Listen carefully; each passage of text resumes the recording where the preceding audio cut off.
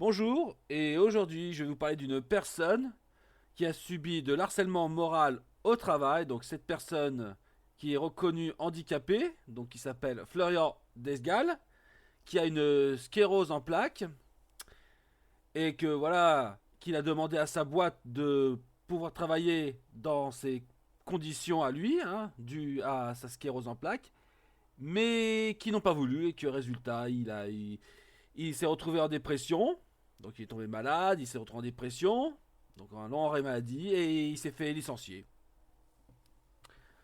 Donc voilà, il a fait une histoire, une longue histoire. Donc voilà, ça vous avez tweet. Il y a aussi une petite vidéo, donc une vidéo sur le, il en a parlé parce qu'il a témoigné sur le Parisien. Donc je pourrai, disons, monter un petit peu. Si je vous montrerai la vidéo, mais je serai obligé de cacher quelques scènes, hein, pour les droits d'auteur.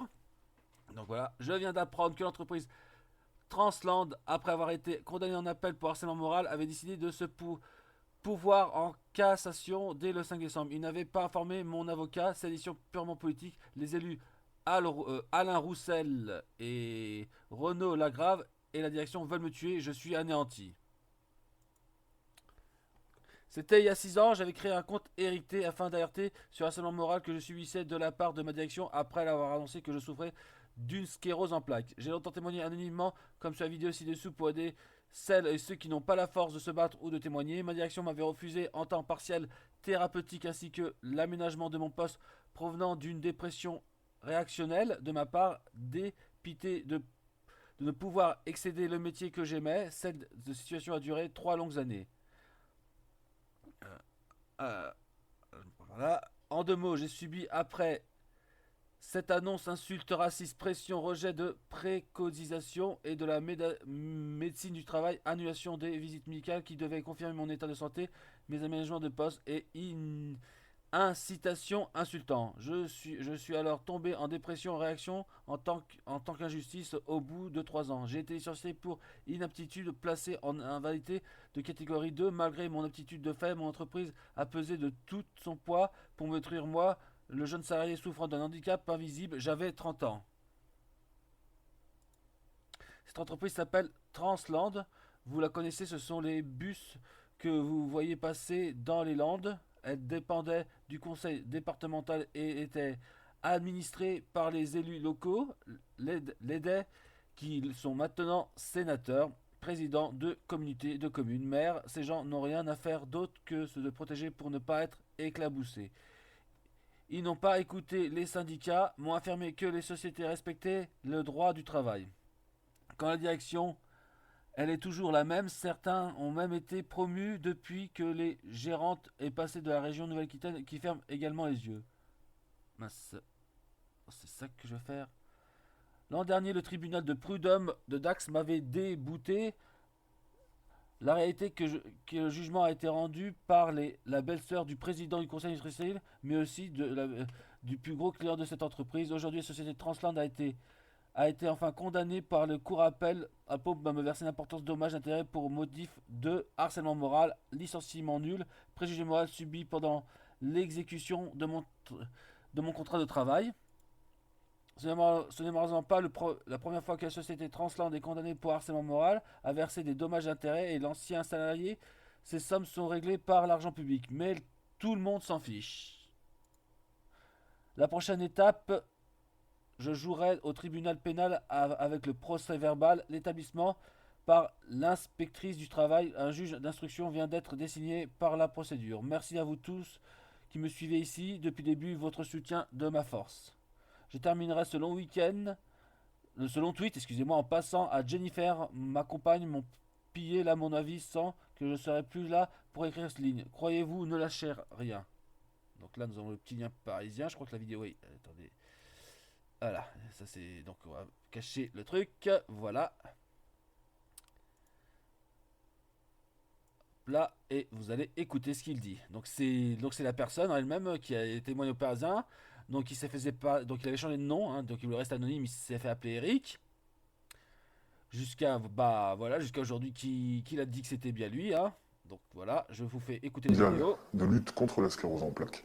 J'ai souhaité témoigner afin de sensibiliser les employeurs, les salariés sur cette maladie qui touche environ 100 000 personnes en France, qui est la première cause de handicap non traumatique chez le jeune de moins de 30 ans.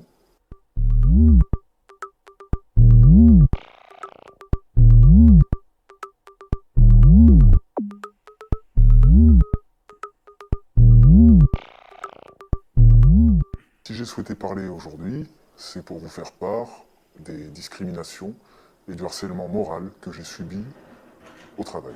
La sclérose en plaques, c'est une maladie invalidante à terme, qui ne se soigne pas. Elle se ralentit, les traitements, les médicaments ralentissent la progression de la maladie, mais c'est une maladie incurable. Pour l'instant, je n'ai aucun autre symptôme depuis ma première poussée d'il y a 2 ans, et comme je le dis, je suis debout avec un handicap invisible, et je suis parfaitement apte à travailler. J'ai été diagnostiqué en 2016, et 3 mois seulement après, je subissais les brimades, les insultes et les pressions de ma hiérarchie. J'ai demandé l'aménagement d'un poste de travail au médecin du travail. Celui-ci a préconisé que mon lieu de travail soit climatisé, ce qui m'a été refusé. Celui-ci a proposé un mi-temps thérapeutique, appelé temps partiel thérapeutique. Celui-ci m'a été refusé. Donc un bureau non climatisé, alors qu'il me fallait un bureau climatisé, parce que le traitement que je prenais en début de maladie, après le diagnostic, le traitement était lourd. Il me fallait un peu de fraîcheur, on était en plein été, et malgré tout, j'ai continué à travailler. J'ai continué à travailler jusqu'au jour où je me suis effondré sur mon lieu de travail, et mes collègues m'ont obligé à arrêter ma journée de travail et à alerter le CHSCT, donc le Comité d'hygiène sécurité au travail, qui a rédigé un procès verbal afin d'alerter pour moi parce que je n'en avais plus la force. Je n'avais que 28 ans, je venais d'être diagnostiqué, pourtant je suis apte à travailler. Je n'arrive toujours pas à comprendre pourquoi j'ai subi ces discriminations et ce harcèlement, qualifié de harcèlement moral par l'enquête judiciaire qui est en cours. Je suis actuellement donc en arrêt maladie, longue durée, pour dépression. Mais si j'ai vraiment souhaité témoigner aujourd'hui, c'est pour sensibiliser, pour porter la voix de toutes celles et ceux qui ne peuvent pas ou qui n'osent pas alerter les services compétents, c'est-à-dire les organisations syndicales, ou alors l'inspection du travail, qui a fait un formidable travail pour moi. Et sans l'inspection du travail, je ne serais pas debout aujourd'hui. C'est très difficile de se reconstruire après ça. Et ce que j'aimerais vraiment dire à tout le monde, atteint d'une sclérose en plaques, ne baissez pas les bras. Battez-vous, luttez, faites respecter vos droits, faites valoir vos droits. Il ne faut pas avoir peur de dire que vous êtes atteint de cette maladie. Plus nous en parlerons, plus les employeurs seront sensibilisés, plus la population sera sensibilisée. Soyez et restez fiers de vous et ne lâchez rien. Donc voilà. Donc, je mettrai son petit tweet donc dans les. Bon, je peux pas mettre en description parce que là, je n'ai pas les droits de YouTube de mettre sur description. Hein. Je sais pas comment ça marche trop maintenant avec les nouvelles conditions de YouTube. Hein. Donc, ça sera dans les commentaires. Je mettrai son Twitter. Vous me dites ce que vous en pensez de tout ça. Et ben, j'ai plus qu'à vous souhaiter une très bonne journée.